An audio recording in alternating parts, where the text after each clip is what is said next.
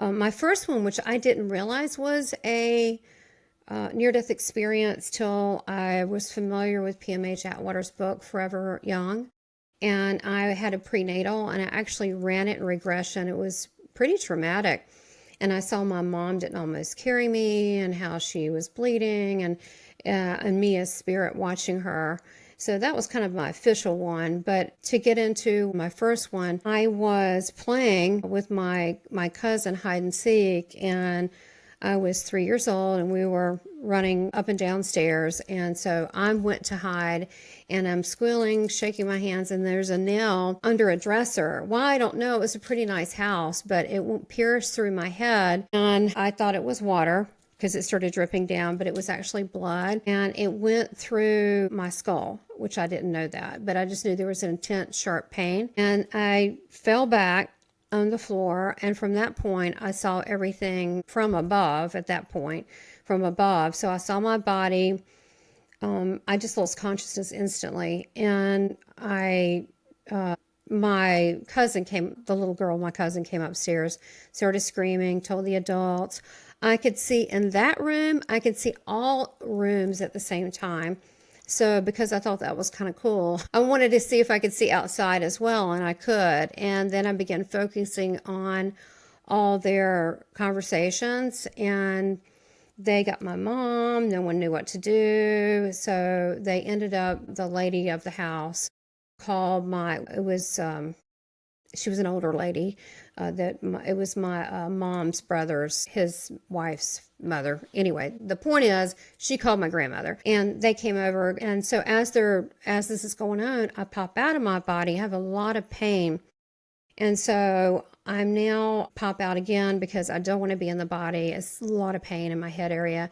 So as I'm out, I'm seeing this large angel with its kind of orangey looking angel over very big over my head, like to heal it. And it just felt peaceful, and I'm just observing, really kind of not emotional. I'm more kind of concerned. And so when my grandmother came, I had to, eventually got back into my body. And then he said I had a contusion.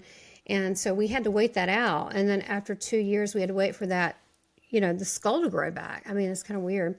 So I had to be very careful. But at that point on, I began seeing spirit people everywhere. It just really, it just broke up in that other reality. And really, spirit people are around us all the time, but most people can't see them. So I can walk in a building, I can walk places. Generally, they're with that person. For example, I was at a Thai restaurant the other day, and I could feel the mother of the woman, and I don't know, more in the bathroom, but I think she's in the whole place. It's just so crowded. And so I could feel that she was there helping, but I began seeing them to the point that it was very confusing. I couldn't cut it off. They would come to me at night in particular, and they would tell me all about their problems. And I was a little child, so I really couldn't help them. So getting back to my NDE, my next one, when I was 4 years old, my mom was she's from Hickory, North Carolina, and I was born there. And so it's the foothill of the mountains. It's very pretty. It does have like a Switzerland kind of look. And so, because in the valley. And so my mom, she was kind of a hipster, and she was interested in this guy who was a DJ, and he dressed really cool. And so she wanted to have me meet him. So we had a date plan where I would meet him, but that day was very bad. It was snowy and icy, and really nobody was out, but she was very hard-headed, so we went anyway. We were staying with my grandparents at the time, and they were very much so against it. So we went out to eat pizza and then ice cream, and then we went by he was a DJ for a radio station. We went by there. And we were there a little over an hour. They got into an argument, and as we left, she wanted to get married. He wanted to wait and have more money, and so they had this argument going. So when we got in the car, it was he stepped on the brakes in anger and turned the car around. It went into a tree, a very big oak tree. And I was thrown through the windshield, and there was an impact to my face. My nose was shattered. As an adult, 2 surgeries later on my nose to remove a ton of cartilage, which, thank you, God. I mean, my head impact, and, there should be something wrong with me, the way I look, the way I talk, but no, God healed me whole. And it's amazing to me. It's a miracle. And so I went through the windshield, and when I did, I was very confused because it was instant. I was thrown out of my body. Of course, I didn't know that. I just saw it was very, very black. And it was the stillest still I've ever experienced. It was black and still. I was just really confused because I couldn't find my fingers and my feet. And that really threw me. That was very confusing, like, where's my body? And so I see this pin light in the distance, and it's coming closer. And now, mind you, I'm 4 years old, and my grandmother mentioned Jesus, but I don't really know a lot about religion, okay? I'm 4 years old. So he's coming toward me, and he has the marks in his hands, and I can't figure out why. Maybe so I'd recognize him, not really sure. But he's coming toward me, and it looks like, air is being blown back on him because he's like, there's motion. And then behind him, there were people, but somehow I got the sense they were family, although I had never met them. And so he told me that I had to go back. And when I saw him, I was like, I don't really want to. And he said, you have to go back. You can and you will. As soon as he said that, I was back, but I wasn't fully in my body. My mom was holding me in the passenger seat. I was limp, and I was kind of hovering around the body. But what was really wild is there was so many supernatural, metaphysical things going on. I was looking at the park that was frozen, and it's a very small area, but I saw it being like springtime. I saw Native American couple with a baby, and they were cooking fish over sticks in a fire. Then I saw some 1800s people, a couple, and they were walking along, and they had the baby carriage. There were people in the park, and I saw a hot air balloon. So the question would be, am I looking into different impressions that have happened, or am I looking into alternate realities that's happening at the same time? Or what does that mean about time? I can't answer that. I don't know, but for sure that's what I saw. Then I also saw behind me, there was a firehouse, but again, it was freezing weather, bad weather. Nobody was out. We have this thing called black eye, so we don't want the cars to hit it because of what happened to me. Anyway, so there was a firehouse. No one was there, but yet there were all these spirit people around. I mean, probably around 300. And there was firemen, but they were dressed in old-timey outfits, like old-timey firemen. And they were just concerned. I mean, I didn't sense they were just concerned. And then I saw people in different time period outfits, like the 30s, the 40s, the 50s. And then a lady put her head in the car. They couldn't see it, but I could. I'm still hovering above my body. I'm not in my body. And she said, so they're talking to me as spirit. And she said, hi, I'm Judith Hafner. Your grandmother knew my mom and shopped at her jewelry store. I swear this is true. And then I looked in the back seat, and I saw people in the back seat, and one of them was a young girl named Catherine. Well, I was like, who's that? I don't know anybody. So it was many, many, many years later. I mean, I don't know. I mean, I was a little kid. I mean, I would say I only found out about this 20 years ago, but my grandmother had a sibling that was named Catherine that died of tuberculosis. See, I didn't know that, but that's who was there. And they were all gathering, and I kept hearing, she's the one who carries our voices. She's the one who carries our voices. So I really didn't know what that meant. So, a lot was going on. And then to the right, I saw my guardian angel, which is Uriel, which later I found out was the archangel, which means the fire of God. And it was orange. And then I looked beyond her, and I saw this. It looked like a very active God portal. And the only thing that comes close to it, honestly, is David Ditchfield painted it. And I said, that's the portal I saw. And it looked like, it wasn't scary at all. It was amazing. It was a God portal. It was like waves of orange and yellow and bright light. And it was like I was ejected back. And so I never did go to the hospital at that point. I was, brought away from my grandparents, and she kind of ran away with this guy. And so I didn't really get attended to. And that's one thing that I noticed in PMH Atwater's book, Forever Angels. A lot of near-death experiencers experience neglect and abuse, like they just don't watch the child, so it drowns or it does this or that. And a lot of that happened to me. So the next one you were asking about, when I was 5, was the big one. And that was when my mom had married this guy. She moved 3 hours away to a place called Raleigh, North Carolina, and that's in the USA. And so I was away from my grandparents, who are my protectors, guardians, right? And so now I'm with this man. He wants to adopt me, right? Which he ended up doing it, but he sexually molested me for years. And it was a big family secret not to say it. I mean, literally, my family didn't talk to me for years, but I feel like I have a voice, and I want people to know that, yeah, you can recover from this, but you know, this is some part of childhood stuff that this is one of the things. So I told God, I don't know what this is because I'm 5 years old, but I just don't want to deal with it. And I can't stay here. So God listens when you're serious like that. And so I got really bad flu, strep throat. Then it turned into pneumonia. I had a fever of, it was like 103.9. Then it was, 104. It kept climbing, but that's really, last time I heard it, but it kept climbing.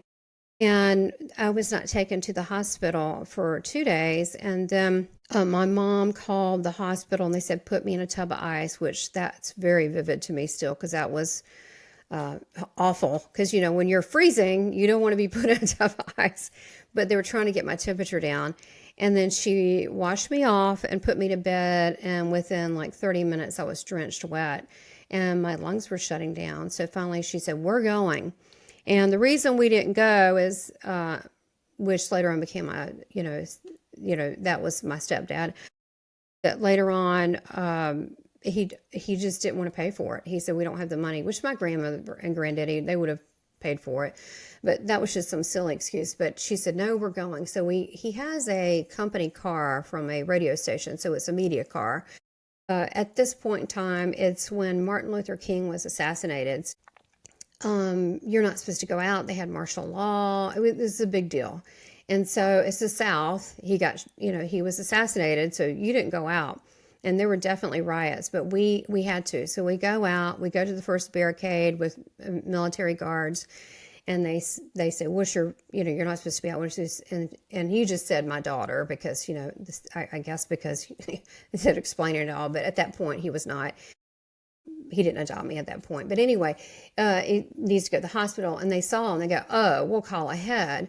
Well, so that was the first blockade. There was many. And on the way, I died. And I went above the car and I was observing all the fires, all the riots in the background. I could see them everywhere. And I watched, and I would come back in and I would listen to them. And my mom was yelling and crying and cussing, my stepdad. And then, so when we finally got to the hospital, which they did they passed us through, the guards, everything after that. We went to the hospital. I remember the hospital because it reminded me of a dinosaur. It was Rex Hospital in Raleigh. And so they were waiting for me. So there were 12, eventually it was 8 people, but it was 12 that came to get me. And there were some doctors. They rushed me in. And they assigned me as 15 minutes dead on arrival. But I flatlined multiple times for 2 hours. And I would go check on my body and see them like pumping goop out and all this stuff. And a lot of medical stuff, they said. And they were trying to get my vitals. The doctor went out and told my mom sitting in the waiting room. I don't think she understood. But they were trying to get vitals. I mean, I was dead. And she was like, oh, okay. I don't think she understood. But finally, after much attempt, I should say during this process, I'm in the hospital roaming around. I'm fast as a bullet. I feel free. I feel great as spirit. I'm trying to be angelly, trying to help people in rooms and talk to them and encourage them. And one little girl saw me by a snack machine. She did see me in spirit form. So I'm running around the hospital. And then I go back, I'm like, ooh, that's kind of gross. But when I came back this last time to visit my body, there was tears. I thought, why are they crying over?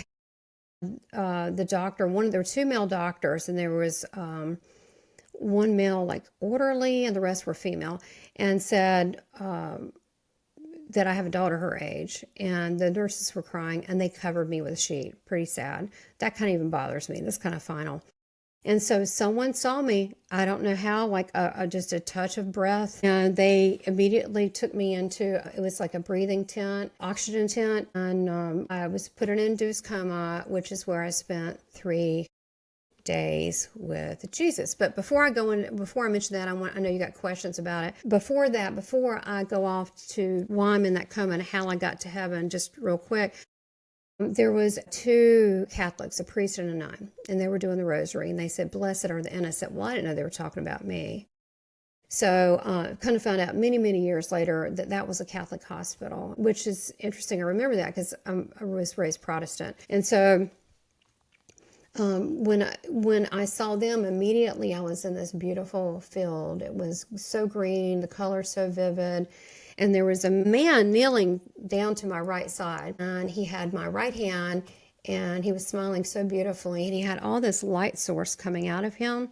And I immediately knew, and it wasn't just knew because I'd been told, it's like my soul knew, like this is Jesus Christ, Yeshua, Ben Joseph, right here, they're right here. And I was like, "You're that man that I talked to, that my grandmother spoke to." He goes, "I am," and he kind of giggled. And he said, "I have something to give you." And I said, "A toy." And he laughed. I loved how he laughed at, me. That was cute. And he has beautiful teeth. He's super handsome. And to me, he looked Mediterranean. He didn't look white. He didn't look black. He looked like a person that was from that particular area. And he had a very unusual beauty, but his soul was beautiful. And he told me that I had to go back. And I told him, "I can't do this. I can't do this world. This is a tough world." I said, "I can't do this." He said that I could stay a little bit and he would answer questions. And he said he had something to give me. So he pulled off something from his belt. It was like thread, and he wrapped it around like a friendship bracelet. And he said, "I wrap you in my love, protection, and wisdom. Much is given, much you'll give. Through the small things, the big things will be done, and through the big things, the small things will be acknowledged." And he said, "You can stay a little bit and walk with me." So we started walking, and I noticed that the grass was curling around his feet, and that the grass had life. The trees had life. The flowers had life.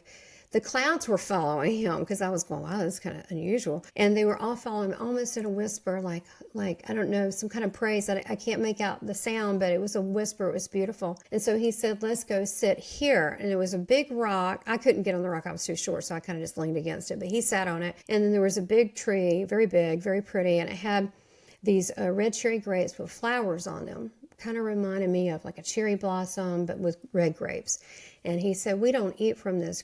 And I'm thinking, okay, got some questions, not really concerned about the tree. That's what I'm thinking. And I said, "Okay." And he asked, "What do you want to know?" And I was like, "I don't know." And I'm a kid. So I said, "How's electricity made?" So instantly he downloaded telepathically how it is. So I knew. I was like, "Okay, well, that's done." And then I asked him a few other things. So that kind of ran out because I'm so young. And then he began talking to me, and he began telling me about how life is. And he said that where we are now in heaven, he said, you can think something that happens instantly. He said, but in earth, where you're from, it takes a while to manifest. And he said, so you need to really be careful with your words, because your words have energy and frequency, and they're created by your intention. And with your words, it comes into existence. So you want to speak life, positive things you really want to happen to manifest. Well, an example would be, you would say, "I'm so sick over this," because you just curse yourself to be sick. So it's really important, the words, and you don't want to curse other people. And so, we got to work on that. You just catch yourself and, regroup. But he says, very, very important. And so I said, I was more interested, how fast things are done in heaven. I was like, okay, like how? He goes, well, if you want to be someplace, like ski on the Alps, boom, you're there. And I said, can I try? He goes, you can try. And so I visualized us being in a little boat in a river, and we were. And then these three little fish came up to him by the boat on the right side. He's like the right, I'm at the other end, and we're in this little stream. Everything's beautiful. And the perfect weather, you can imagine. And he picked one of the fish up and said hello to it. And he put it down. He goes, "This is how we fish here." So then next we're back to that tree. And then he told me that I had to go back. And I argued really honestly quite a bit. I did not want to come back here. Because, the whole dying part is kind of awkward and all that. But in that presence, once you're there, there's such a significant amount of love. It's so unconditional and so overwhelming that and then you remember how earth, you have mean people, there's wars, people say horrible things. And then you're like, wow, I just really want to stay here. So he said that I had to go back, and he said he had a mission for me, and that he wanted me to tell people that he was real, that heaven's real, and that they're loved and they're never alone. And then he wants me to teach them how to love. And I was like, I don't think I can do that. And he said that I wasn't the only one. He said he had other people, which made me feel a little better. It did. It's a big message. And we kind of know what happened to him on that. Of course, I didn't know that at the time. I didn't know that much about him, just a little bit. And of course, now I know him very well. So I had to go back. He said that my mother needs me. I said, she'll be fine. And he said, no, she needs you. You've got more love in you than she does for herself. You need to teach her love. I said, I don't know how. And he's like, well, there's no right or wrong way. And he said, but this was part of my role. And so I knew my mission when I came back. He also said he would send me one person. I remember this because I was 5 years old, but he said, I'll send you one person to make this life better. Of course, I had to wait till I was 19 to meet my husband, who is like an angel. He's like so sweet, kind. He's muted so much upset from and anger from the sexual abuse into love. So Jesus really knew what he was doing. And he was an absolute perfect fit for me. Creative, artistic, mind expanding topics. It was perfect. And so he knew exactly what I needed. And he said that I would not be the only one doing this. And he said, at some point you would meet them. I have to say it's been later in life, but I have met them. There are people, not everybody, but that are genuinely on this path really trying to help. And it gives me comfort. So I know you had some questions about Jesus. I had some more near-death experiences where I did a drowning, heard angels sing, saw the water open up at 10 on a family vacation at the hotel pool. And then I had a pill reaction and saw white lines in the universe debunked into the matrix. That was 38. But I know you really want to stick on the Jesus. Is there anything you want to know about that? So I want to pause for a second and ask, first of all, how did you feel growing up and fitting in with your peers and figuring out where you were with all of these gifts and knowledge and experiences? What did growing up like that feel like for you? Well, Sabrina, I told you I would be authentic, and so that's what I'm going to be with this. It was really, really difficult. I hid who I was most of my life because I could see spirits. Like I said, it got worse. But let me start there real quick. Remember I said at 3 and opened up that door with the nail through my head. I pierced the skull, which I don't recommend that, but that's what happened. And then again, another impact to the head, right? And so at 4 and 5, each time it became more advanced. So I began to see angels. I see demons. Growing up, it was tough. I'm telling you, I had no one to talk to. I saw, they were demons. I'm just going to tell you. They looked like humanoid, like male. They were humanoid, okay, the size of a man with the tadpole, with the, and I would pray, and I would pray. And I think it's what I was singing to multiple realms. And they couldn't touch me, but they were trying to intimidate me. But what that taught me is how to stand in God's boldness and how to stand in God's love and power. Because now I can walk through the street and see something or someone with attachment, and they generally don't bother me. And they know that I know, because it's about that fearlessness, stepping into that. But at that time, then I had lost spirits come and talk to me. It was a mess. And I had no one to talk to because I'm just a little girl. So I think my grandmother knew, and it was always kind of protective, but I was very much so gaslit growing up, that I had an imagination, that I make stuff up, that, all this. And so I think part of that is back to that book I was talking about with PMH Atwater, because many childhood near-death experiencers, their parents or the guardian, whoever that is, doesn't want them to find out, because somehow they're responsible. So to get a jump on it, they make them wrong. But it was very difficult, and I really didn't know what to do with these abilities. I honestly thought it was normal at some point to see and to hear people in spirit, because we're spiritual beings too. We just have bodies right now. And so some were lost, some were ascended. They were all different kind of vibrations. But why early on, it's all what I've known to be like this. I've had to master these things about different frequency, different realm, quantum travel. No, and I used to read a lot of books. Starting at 12 years old, I was in the library, not with the cute girls, which they wanted me to be in the little club, And I'm like, no, I'm in the library trying to figure this stuff out, reading Edgar Cayce, which had a near-death experience. So I was trying to always figure it out. And what I find is there's more layers from the near-death experience to altered states to raising of consciousness, and that allows you to open up your pineal gland and abilities. And this is within all of us. I mean, we don't have to have a near-death experience to realize we're an amazing divine being. And I truly mean it 100%. Every person that's here now, it is not a mistake. You are here now for a very timely manner right now. And whatever you feel your next step is, I don't care how strange it is or how scary it may sound. Usually it's scary good, like, oh, it's scary. Yeah, it's good, but I'm scared. It's usually kind of one of those things. You need to do it because God put everyone here right now for a specific purpose. And when it's your time, it doesn't matter. You can be perfectly healthy, jogging. You could be, and then there are people that you've seen it. They have multiple near-death experiences that God says, no, not yet. It was difficult. Now I look in my life now, all that's helped me to help others. That's what that was about. You know how God is. All that stuff was really not for me. It was for other people. Well, it's amazing that I look at myself and then I can see it in other people. Even as a little child, we had the beginnings of who we are. I used to, I think it was early on, I think it was John Edwards. I think it was him. Maybe it's someone before him. And I said, I can do that.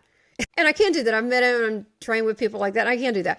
But what I'm saying is that actually we can all do that. We just need discernment. I think it's very important. But now I think it helps from what I know, because I've so intensely studied things. I've lived it, that now I've really mastered a lot of things. And now I can tell people when they feel anxiety or concern, I can just, boom, come in and give clarity right away. And they go, okay.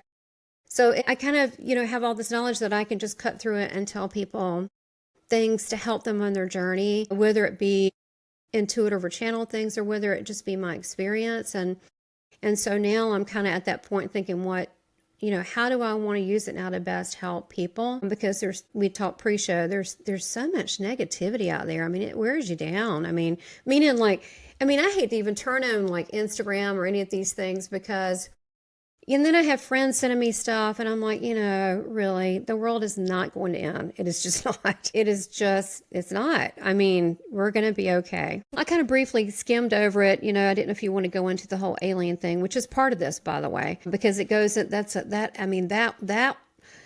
okay, Sabrina, it was tough coming out about my near-death experiences because, I still have family going, don't talk about it. Think about it. I still have that going on. At my age, I still got that going on. I'm not a little girl anymore. But then the alien part that's really now the part that's like, oh my gosh, how do I say this?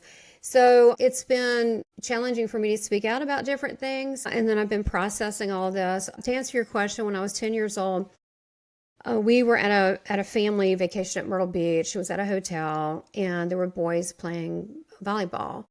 And they were like 14, I was 10. I was a little pervert. I really liked boys. I'm like, oh, look at the boy. They were older boys. I was like, wow, look at that. And so I'm swimming under their legs, and I'm like kind of hanging around, looking at them very like it's a science experiment, like, what are these? These are boys. I was swimming around, and I kind of had so much fun swimming around under the pool. There was a lot of people. It was very crowded. That I got hung up under someone's feet, and it might have been them playing volleyball, but there was just a really busy pool. And so I couldn't get up, and someone didn't know that I was down there. And I started taking in water, and then I began to hear, this is so true. I began to hear a choir of angels, but it was like layered angel sounds, like la, but layer. I was like, no, not again. And that's what I thought. Oh no, not again. And then the water started opening like light, in the middle of the freaking pool underneath, like light. I'm like, oh no, I guess I'm supposed to slip in there. And then I woke up and a lifeguard was, getting the water out, was coughing up water. And my mom was standing above me going, what'd you do now? So I wasn't exactly safe to talk about these things. So that was that one with the angels. And then the other one, which I find really interesting, it's very different. When I was 38, I had every time I'd have, that time of the month, I'd have horrible headaches. And they said, well, it's menstrual, it's hormonal, hormones or whatever. So my doctor, a GM, said, you should take this, it'll help with your headache. So, at that time, we didn't really have, Google where we could look and see. So I was like, okay, so back when we trusted doctors and we trusted everybody, and so that's what I did. And I took it, I was like, oh, I don't like this. And then I took it like on and off for a week. And I'm like, I just feel like I can't wake up. So I took it and I was like, maybe it's just me. It should help with my headaches. And then so I took it one day and I went to bed and I woke up like bells going off. It was just kind of like ding, ding, ding. I woke up and I can't explain it, but I could not talk. I don't know why. I could not move my arms. I was like frozen, and I'm like, that kind of surprised me. And then I wanted to wake up my husband, but I couldn't move or say anything to do it. And so I kind of just compelled my body to sit up like Frankenstein. And it was like, I just sat up and I didn't really understand what's going on. I was like, I don't know what this is. I took one little pill. This can't be a big deal. So I went into the room with the TV, the television, and I thought, well, if I just turn that on and follow what they're saying, I should be okay. I'll just snap out of this. I mean, it's not like, this shouldn't be a big deal. And so I turned it on, and I sat on the sofa, and I couldn't understand what they were saying.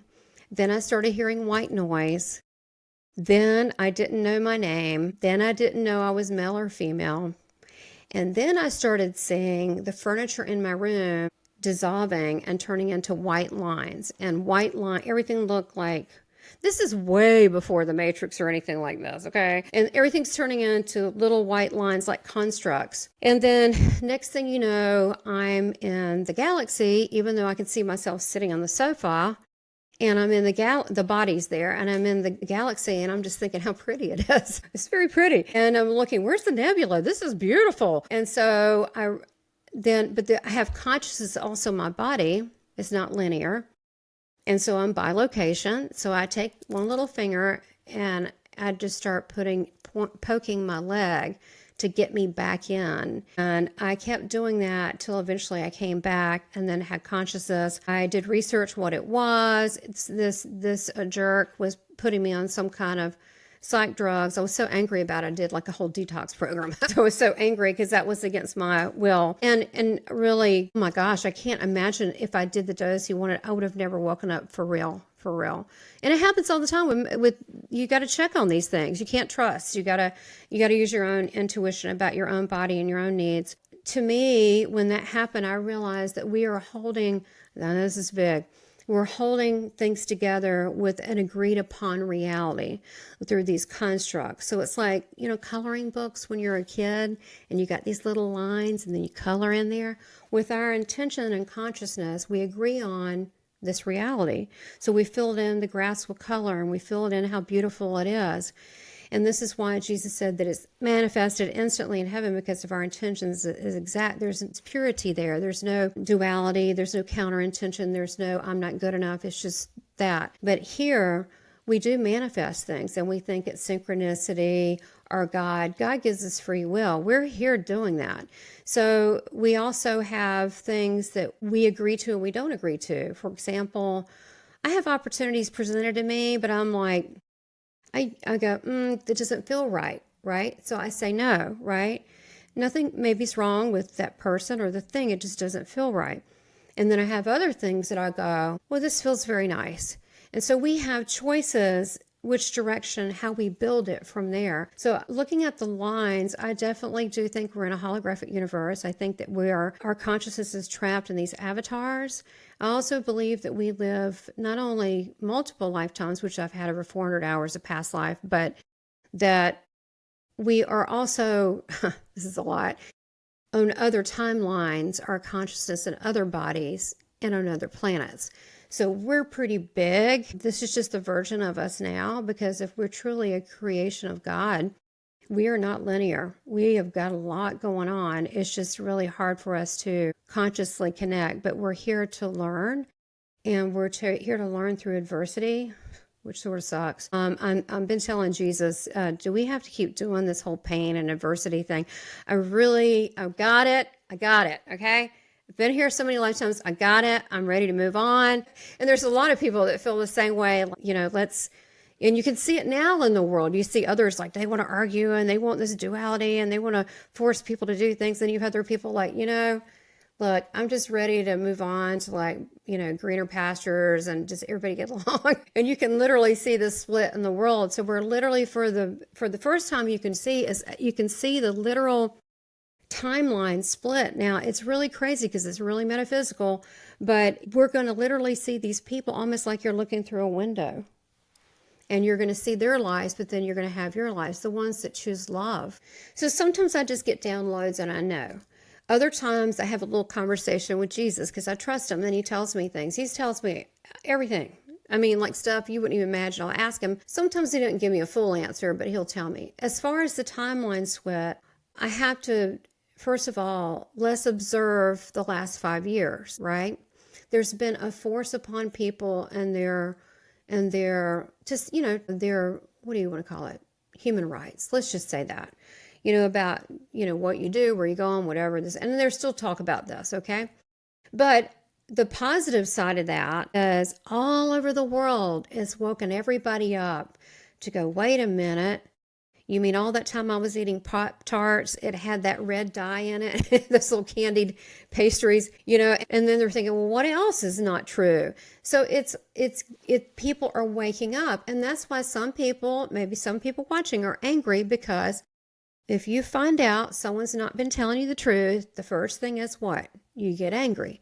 But you don't generally stay there. Then you go into, what do I need to do about it to take responsibility for me and my family and community? So people are looking out for one another. Have you noticed that? Some people are being whistleblowers and alerting, and sometimes it's too much. Like if I see one more thing on parasites, I'm going to scream. But they're trying in their way to help to alert people, okay? They're trying to. But it's caused this all over the world, and it's caused a consciousness of love forming. And what happens is okay, you asked, so I'm going to tell you how I see it, and we'll just keep going with it. But if you have a question. So we have, say, the earth, right? Above the earth is this dark, gloomy cloud kind of thing. And that is the consciousness that the lower beings, the archons, are trying to control. Above that is a light grid, and that is angelic, and it's totally around. So people that are light workers, I don't like to do the astral or out of body, because that's where all the gooey, murky, weird stuff is. I don't do that. I like to go right to the angelic realm and right to hanging out in the higher areas, right? It's like the bad neighborhood. Why go there? Just take the highway that goes straight to where you want to go. Don't take the side roads. So the astral travel and the out of body, you have this realm. So a lot of these lower elements are trying to shut down our consciousness from connecting from the divine. That is a universal no-no. Nothing can stop you from your connection from the love of God. Nothing in the world. And so what you do is you put your conscience, like Jesus said, there's an internet light highway where I get to meet all my buddies around the world. I meet people all over the world that way. And then I'll get in an interview like this and they go, you were there. And I'm like, yeah, you were there too. So we're connected. Our souls are connected. Something big and glorious is happening. We're awakening and coming together. The planet's becoming smaller and smaller. We're taking spiritual responsibility. We're letting each other know we love you. We don't want anything. Look, I get very upset around the world when things happen to people because they're part of my family. They're part of humanity. So even though there's this horrible duality going on, it's kind of like being in a schoolyard and you see the schoolyard bully acting out. Everybody can see it at some point. Oh, there he goes again. So everybody can see this all governments, they can, whatever they're doing, we can kind of, oh, there it goes again. We can see it. And so people have woken up, and the ones that don't, that I was talking about, that like the Matrix, taking the blue pill or the red pill, that they want to be told what to do. They want to be asleep. They don't want to take responsibility. They want just me, money, money, and they live in this materialistic world. They may or may never get out of that. But what's happening is they've decided to go this way. And what did Jesus say? The intention and decisions are very powerful. So they're going to go that way. But there's so many of us now, you can feel it. They're like, nope, I'm choosing love. I want to love people. And it's not just a hippie movement. It's a soul level agreement. It's big, big stuff that we're all literally going on a different timeline. Now, Jesus did tell me, he told me this a year and a half ago, maybe 2 years. He said, now I need to tell you something. Sometimes he'll just start talking to me. He likes talking to me in the shower. And I'm like, okay, what? And he said that there are going to be some people that are going to be leaving. And I went, what do you mean, dying? He goes, some of those people you'll know. And some of those people you're going to be very upset. And he said, this is going to grieve you to see this, because, I'm tenderhearted, right? And he said, it's going to grieve you, but you need to know there's a reason behind this. They've agreed to this, and I love them, and they'll be taken care of. So he told me recently, I have a friend who's passing actually right now. It's so sad. She's very young, of her 2 young children. She's on hospice. Like it's any second now. It's just incredibly sad. And I asked Jesus about this because she's an incredibly just loving person to everybody. People love her. And he said, something big is going on in heaven. And there's certain people I need here.